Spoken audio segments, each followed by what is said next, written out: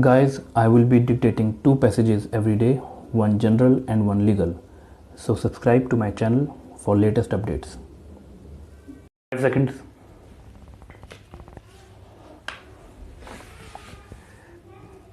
Minister, be kind enough to say that the 2G auctions have brought in an interest of rupees 44,635 crore. Does he agree that the arbitrage possibilities from keeping the spectrum user charges different from separate banks to create controversies again?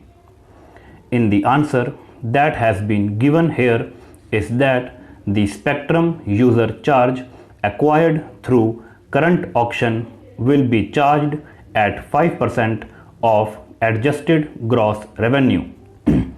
Does the Home Minister agree with me that this 5% usage charge will lead to a cut back on service levels and ease of tariff for the consumers?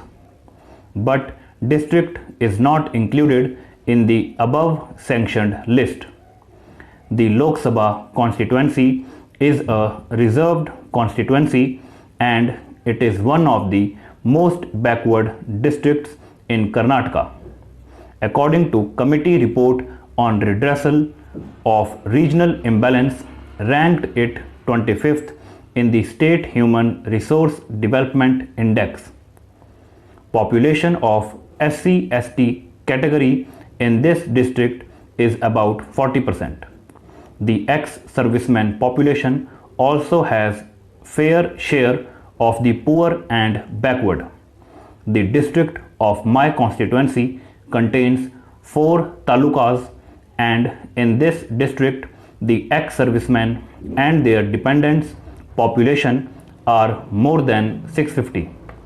The distance of the nearest ECHS polyclinic is presently more than 100 kilometers from the district borders. Hence, they are not in a position to avail the ECHS facilities due to expenditure involved in travelling to a far off place. Sharp twists and turns on the highway have resulted in several accidents. Over a 6-year span, there have been over 6,200 accidents with 1,500 people dying and nearly 2,500 injured. Widening of this entire highway by making it 4-lane is of paramount importance. However, there has been a tardy progress in the 4-laning of the highway between Mumbai and Goa. The work relating to 4-laning of the 84-kilometer long section of NH17 in Maharashtra has started. However, the project is running behind the schedule. But the work in the vital stretch has not commenced, though the Deputy General Manager of National Highways Authority of India, New Delhi, invited tender for 4-laning section from 84 km to 454 km of NH17 in Maharashtra in the year 2010 to be executed under BOT.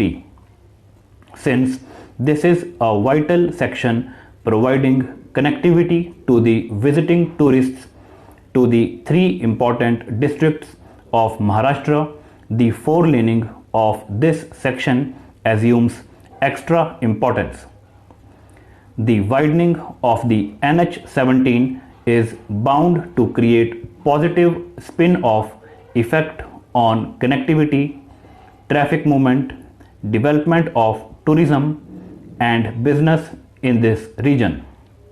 3 years have already been elapsed, but the project is yet to make any significant headway.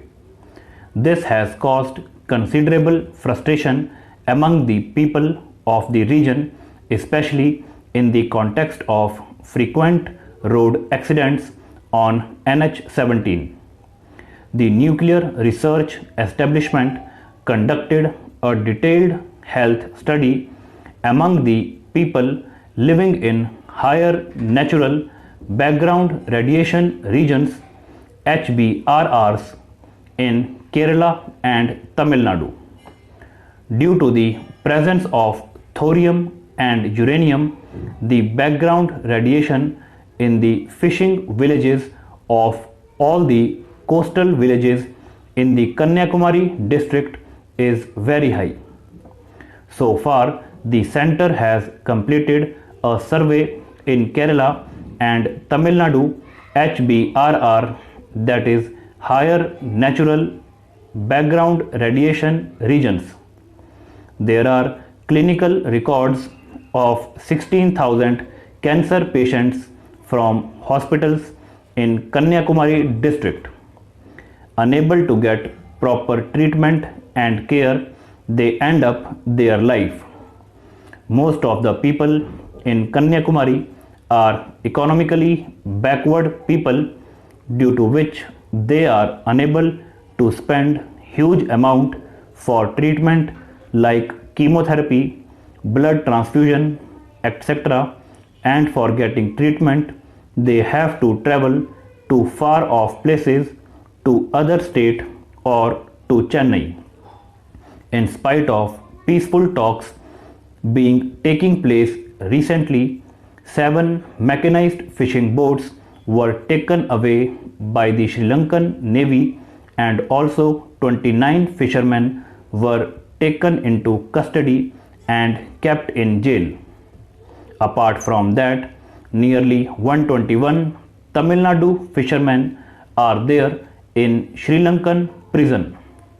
I want to know what action is being taken by the government of India on the efforts being taken by the members of parliament here, and also letters being written by our Honorable Chief Minister of Tamil Nadu.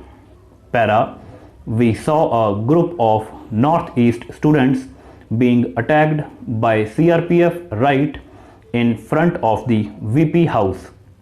Then, as responsible members of parliament and as responsible representatives of the people, we went there and asked the police, why are you brutally attacking these innocent students? We introduced ourselves and we showed our identity cards. We told them that we are the members of parliament. Despite that, they caught our collar and dragged us on the road, and they thrown us inside the bus. I was hit with lathi just below my chest, and I was beaten on my right leg, and then they abused us, insulted us and threatened us. They told us, you all MPs are criminals.